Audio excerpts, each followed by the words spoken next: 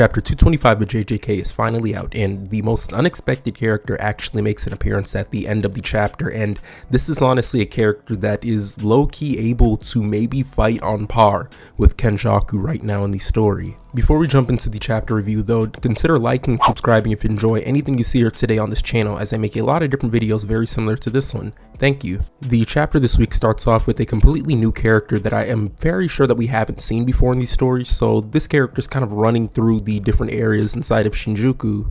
She starts to ask herself what's going on, and inside of her mind she's talking about the fact that, maybe he's become desperate because of the fact that the culling games technically still hasn't ended. She speaks on the fact that most likely a group of sorcerers actually morph the rules in order to make it way easier for people to kind of go through it without having to end others' lives, and she mentions this, but then she also thinks like, was it just going too slow for his liking?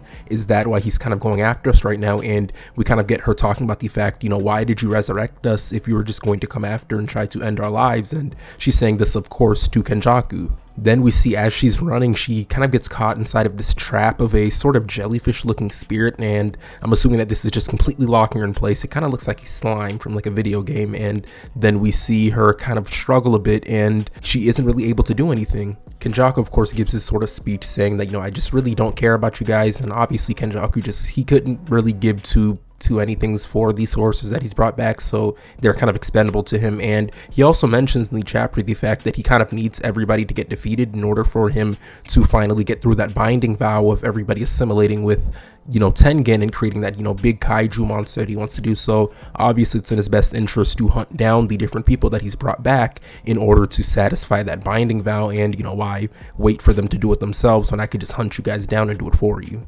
This of course leads up to him using what I'm assuming is just like a little rock, like I think it's literally just a rock that he picked up, and he uses this to literally cave in the head of the girl, and this is it for her. She's gone, she's out. We hear somebody from the woodline start talking to Kenjaku, and he's saying that she's long gone, and we actually get the revelation that this is Hazanuki, and this is the dude that was around during the fight with Reggie. I think he was like Reggie's henchman or something along those lines. It's been a while, but he was definitely around during that time period where Reggie was fighting against Megumi, and he's kind of back right now, and I guess he's aligned himself completely with Kenjaku. They start talking for a bit, and then we do see Kenjaku kind of tap into his phone, and we see him watching the live stream of Sukuna going on his fights, and he's saying, oh Sukuna, like you've awakened into something else entirely again, and he's saying, aren't you enjoying yourself? So he's obviously just very fixated on just enjoying himself and trying to be in the moment, and he's very happy that I guess Sukuna is able to express himself whichever way he wants to. Kenjaku then starts speaking about the fact that he's put a barrier around himself and the entirety of Shinjuku, and he uses this to kind of have surveillance on everybody inside of the city right now, and he also states that he can actually see the amount of cursed energy for each individual person inside of the city, and if anybody sort of steps out or steps in, he's going to obviously be able to notice who exactly it is, and when they left, the exact moments and everything. And he also mentions the fact that he can explicitly see the number 2 of all of the heroes, Yuta Okatsu, so I feel like this is just genuinely him saying that Yuta really is like the second strongest person that they can kind of throw into any situation. So I kind of like that. Obviously I'm a Yuta fanboy, so I do like the fact that we kind of get confirmation from one of the big bads that like this is your guys' number 2. Like if Gojo goes down, which he did, he's kind of your guys' big hope going into this. So it's just very cool getting confirmation of that from Kenjaku himself, and I feel like this is just Gege kind of themselves telling us like, hey, Yuta is supposed to be kind of next on the hierarchy, and they specifically said him, not Hakari. They specifically said Yuta, so I feel like that kind of gives a lot of credence into what I've been saying, where Yuta really does seem to be like the number 2, and we probably haven't really seen everything that he can do against people, so we should really look out for whenever Yuta does kind of come into the story and start fighting people. It's after this that we do see Kenjaku go on the offensive against Hazanuki, and obviously right now he just can't fight against Kenjaku. Kenjaku's just way too high level for him, so he's kind of fixated on more so just getting out of the way and trying to run from Kenjaku right now. And we get Kenjaku saying the fact that he does know that Hazanuki has reverse curse techniques, and this is after Hazanuki's been running for a while and he does catch up to him.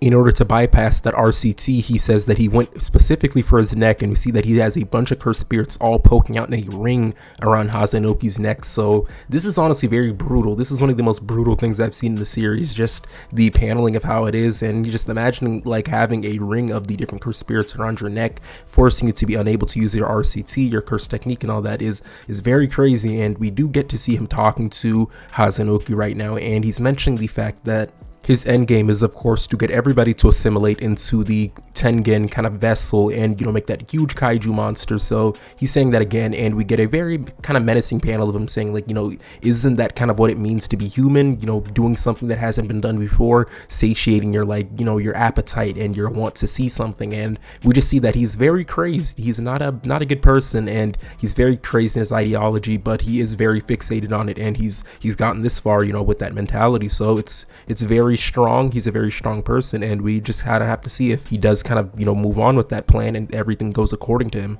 This is the point in the chapter where the tone kind of shifts, and we finally get that person I mentioned in the beginning of the video that it was very unexpected, and this is actually Takaba. So we've known for a while that this dude is honestly a very big sleeper inside of the story of JJK, and it seems like he could really be infinitely strong and really get past a lot of the different villains in the series. And there's honestly been cases where people are saying, like, maybe this is the person that honestly could take on Sukuna himself. That's just how borderline broken his ability can potentially be if given in the right hands. And obviously he doesn't necessarily know that he has this ability, but at the same time it's just so broken, and he has had time to sort of train with all of the different heroes, and these are some of the strongest people in that world, or inside of Japan at the very least. So he's been training with heavy hitters, so maybe he does know that his ability works in the way that it does, or maybe at the very least he does have combat training, so it can kind of play into him using his ability, which he still kind of does it unknowingly. Even Kenjaku literally throws a cursed spirit at the dude, and we see that it crushes him into the floor, completely cracks the pavement. And Kenjaku obviously thinking, you know,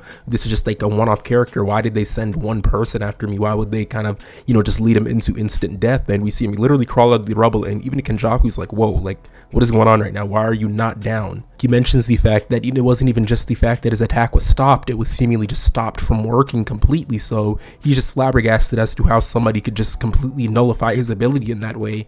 And, you know, this is Takaba's ability, and Takaba's just so big of a sleeper pick that we just don't know exactly. Kenjaku could very well lose this fight and get forced into fleeing, so we don't know how this is going to end, and this is actually where the chapter ends off this week. There is also no break next week, which is very good news for everybody rating the chapter weekly, so I'm very hyped. And honestly, we might maybe get the fight with Sukuna and Yuji, so maybe that'll happen next week, fingers crossed. But if it doesn't, I will be very well satisfied with Kenjaku fighting against Takaba, and us getting to see Takaba fully utilize his ability maybe, or just really make Kenjaku look like he's weak in comparison. So either way, I'm going to be very hyped, and I do want to see what happens next week, and I feel like everybody else is going to be very kind of on the edge of their seats also. With that being said, though, don't forget to like the video if you liked it, and subscribe, as it really does help me out, and I really do appreciate each and every one of you guys for sticking by and just watching my videos and hanging out for the ride. I do have a lot more to come for the channel, so definitely just be here for the ride, and I thank you all for being here today. With that being said, though, I'm out. Peace.